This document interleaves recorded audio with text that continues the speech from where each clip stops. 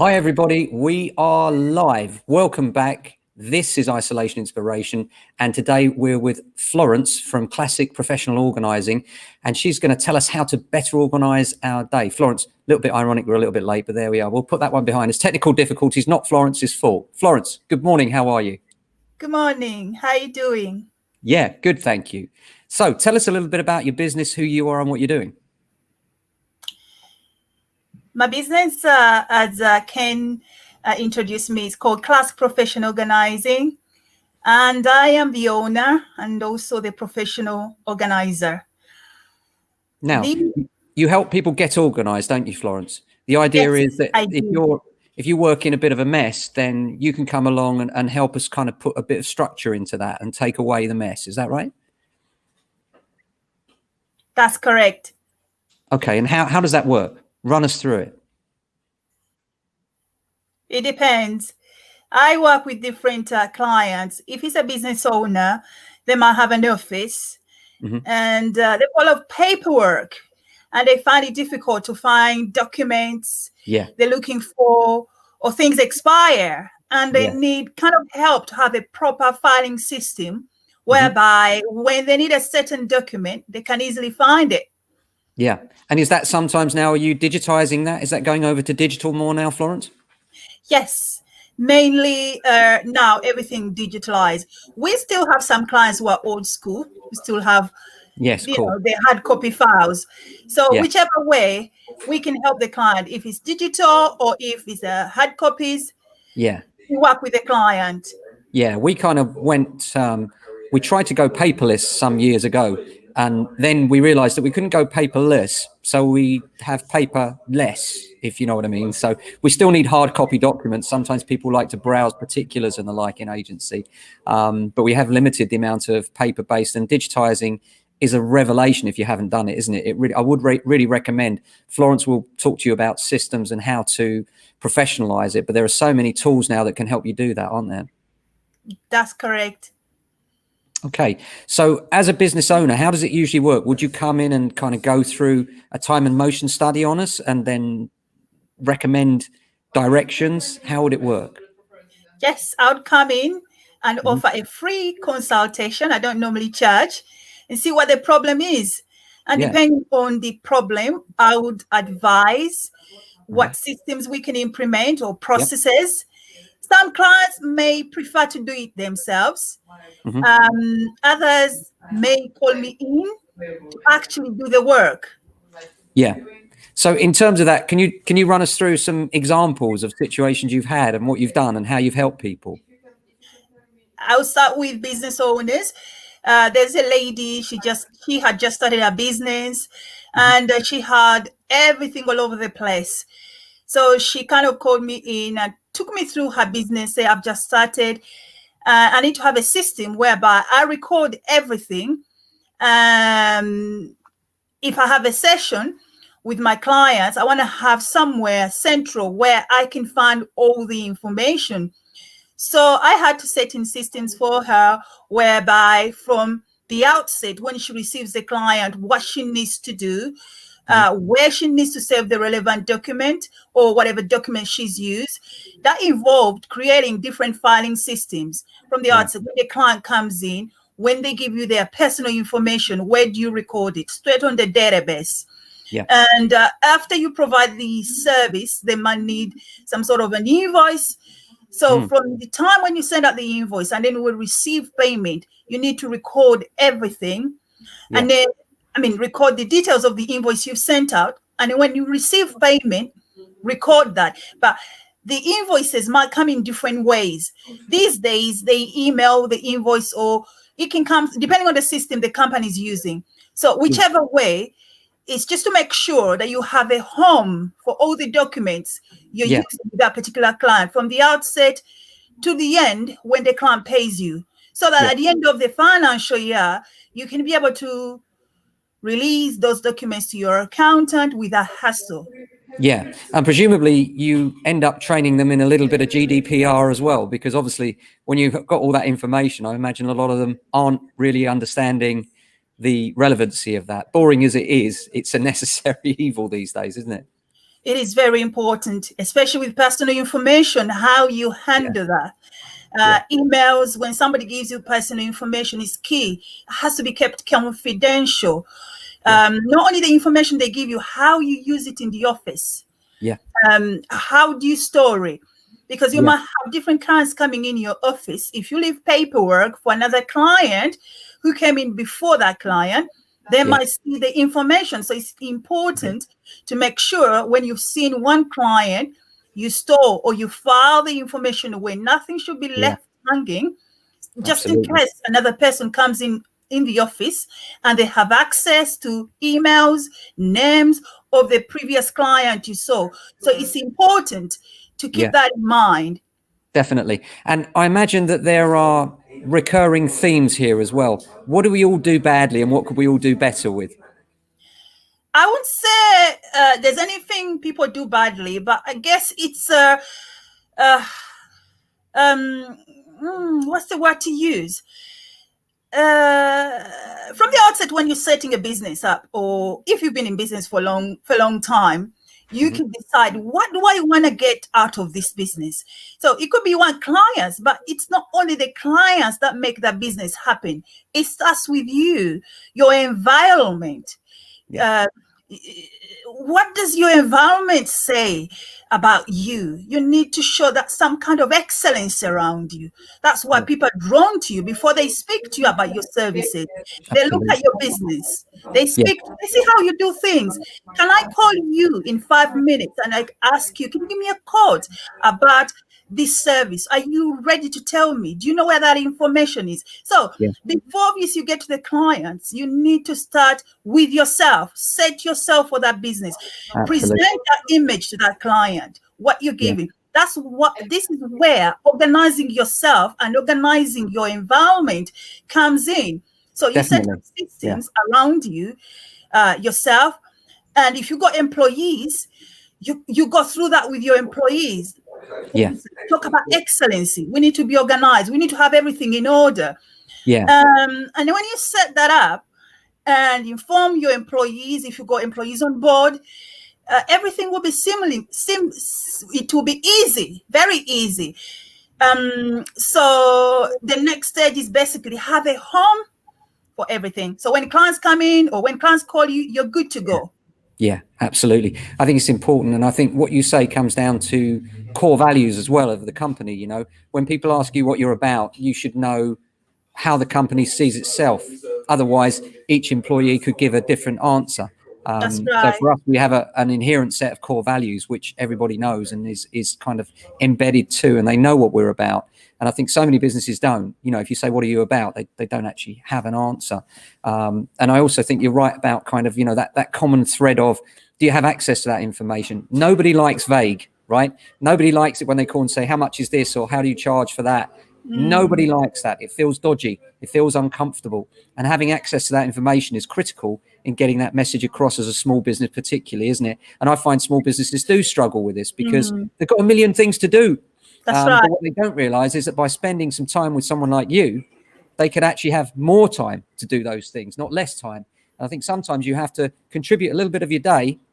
And I think with your business particularly, Florence, people need to invest the time in you, in giving you the opportunity. It's free for the initial consultation. I think if they sit and talk to you, they'll realize that by stepping out of their company for a little while, sometimes you need to work on the business rather than in the business.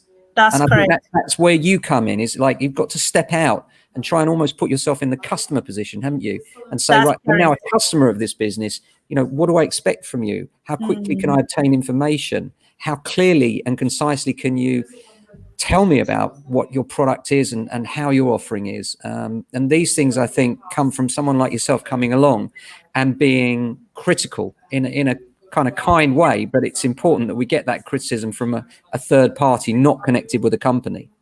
That's correct. So that's the business side. I also work with individuals such as moms. So if I can briefly talk about moms or professional ladies. How can you help mums? We've got a lot of mums watch this program. So tell us how you can help them. Depending on the needs the mom has, everybody has different needs. But one thing we know, mothers are very busy. They have a lot going on in their personal life. And if they're working, there's a lot happening in their professional life. So how do you manage your lifestyle Monday to Sunday? And on top of that, you've got kids to look after. So depending on the need of that mother, again, I visit them or talk over the phone. It's a free consultation, find out their needs, and then offer solutions. But mainly with mothers, the issues are normally at home. They take a long time to get things done. Not really that they want to take a long time, but they've got a family, depending on how many kids are. By the time they get through the kids to their job, if they're working, time is gone. So we start with the house to see what systems do you have in place. Do you have a routine? It's key as a mother to have a routine you're following, depending on the number of people within the family. Set up a routine, and when you do set it up, tell your family, tell your kids if they're old enough. If they're not, work alongside them to see that these things happen, or talk to your husband. Have a to-do list, and with a to-do list, you can write on priorities. What's the most important task of the day? Because you can't do everything. Absolutely. You've got to prioritize. And sorry, just before you carry on, Florence, just a couple of things. Atif and Latif and Ali Islam, thank you very much for your comments. And yes, I will say hello to Caroline for you, Ali. Thank you for your comment. And can I just ask anybody out there, we are live. So if you have any questions on organising your life or business, please do give us a shout right now. And Florence will be happy to give you her comments and perspective on it. And this is what she does. So, you know, if anyone knows how to do this for you, she'll be able to help you. So yeah, Florence, so with mums, I imagine, because they're quite busy, and sometimes a lot of mums locally I know do more than one job. You know, they're trying to juggle with kids and then do other jobs. And sometimes I think it's important that they try and make a little bit of space for themselves as well in this, try and allocate a bit of time for something that they love, whatever it is, art, music, whatever it happens to be, don't you? That's correct. That's correct. I normally say, the first thing I usually do with moms is to find out what is their lifestyle, Monday to Friday, Saturday to Sunday. That way, it's easier to subscribe a solution to what's going on in their lives. That involves, as I said, with the home itself. And within a home, there is an area which is key. Their closet, their wardrobe. Ladies, men are different, but ladies, we take a long time to get ready. And there are a number of reasons why we do take a long time to get ready. Don't I know it? So I usually ask, what's going on in your wardrobe? What clothes do you have? Do you have a full wardrobe? Because we got a challenge. Sometimes when we go shopping, we tend to buy things we don't need. And you find that what shoes come to mind, Florence. Shoes. You never wear the shoes. You spend money. You spend time. So we look at the wardrobe and see what's going on there. And one thing I recommend is to take out everything out of your wardrobe, get a chart. On the chart, write the activities you do Monday to Friday, Saturday to Sunday. And alongside those days or activities, write what clothes do I need to wear for these activities? Yeah. So you're cutting down your time as well, aren't you? Yeah, you're cutting down the thinking time as well. And if you've got a partner, you're cutting down their frustration time too. That's right. You will save time by doing that, because if your wardrobe only has clothes that are in line with your lifestyle, when you got your wardrobe, you won't spend time looking for what to wear. Number two, you will save money. You will not go back to Next or whatever shop you go to and just buy clothes anyhow, because if you buy them and you're not going to wear them, they're going to take up space in your wardrobe and you're going to spend money. We need to save money. We need to save time. Yeah, absolutely. And do you find sometimes that you're able to find a window for people where they can do something else? So by saving time in those directions, maybe make that space for themselves? Do you look for that? That's right. Yeah, you do. If you save time looking for what to wear, you can use that with, taking your kids out or watching a movie with your family. So the time you save from there, you can use it for something maybe towards your personal life or your professional life. We need time to set goals. We need time to pursue our dreams, our purpose. So maybe the time you would have spent there, you can use it for something else. And money. Who doesn't want to save money? Well, absolutely. But I think what you do is very valuable, because when you think about it, it's the one thing, isn't it? Time. You can have all the money you want, but actually, if you've got no time, then actually you can be as rich as you like, but you can't enjoy. So, the most important thing is how you allocate that time. So I think That's right. your job is really important and can really help people. So, it's really interesting to hear. How long? So if a mum wanted to get in touch, how would they start? How would it work initially? So they would either email me, but most of the time they call. People prefer calling because they want an answer. So they call me and explain, I have a challenge at home. I have a lot of clutter in my home, or I tend to take a long time to get ready, or I never get out of the house. There's so many different challenges people have. Yeah. And then from that time, I can offer a free consultation online, virtually, or I go to their homes and see what the problem is. That is free. I don't charge for that. Yeah. And after seeing the problem, I'll tell them how much it will cost them to get the job done. Right. I normally charge per hour. And sometimes if the project is too big, I would charge by package. Got you. So you do a package deal for them, and there's no obligation attached to the initial consultation anyway. So it's well worth having a chat with you just to see how you could help, what your perspective is, and then from there you can talk about the money side of it. So that's really valuable. Yeah. And the idea that you're doing it virtually as well via Zoom, is it you use, or?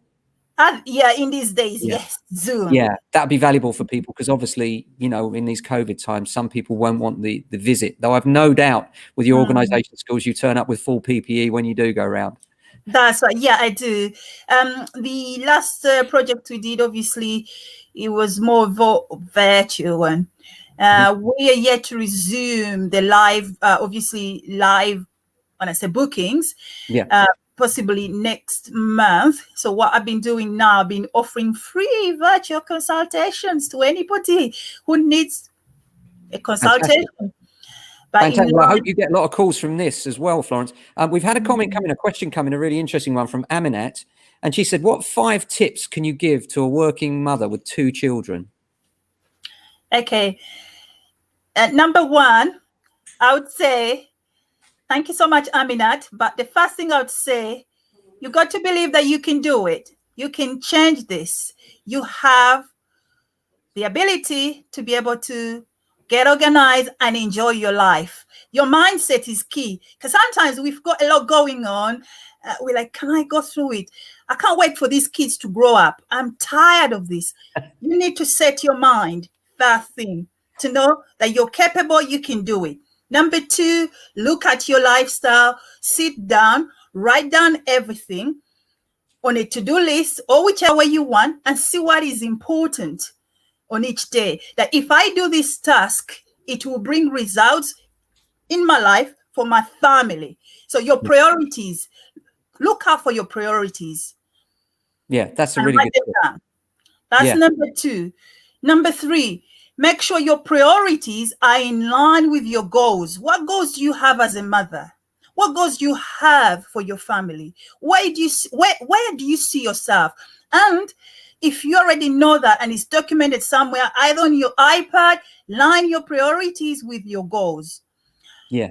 Number 4, your lifestyle. What does your lifestyle say? Monday to Friday, Saturday to Sunday. And how can I get my lifestyle going with no hassle, with no stress? Streamline your lifestyle and see what is best for you and your family. Talking about the lifestyle, look at your wardrobe. That is the area where we spend a lot of time. Minimize the clothes you have. Line your clothes with your lifestyle. And if you've got clothes in your wardrobe which you don't need, donate. Or resell them. Get some money. There might be new clothes. There might be old clothes you've worn. Resell them. And then the last tip, enjoy yourself. Absolutely. Call yourself organized. And if you need help, call Florence or any other organizer within your area.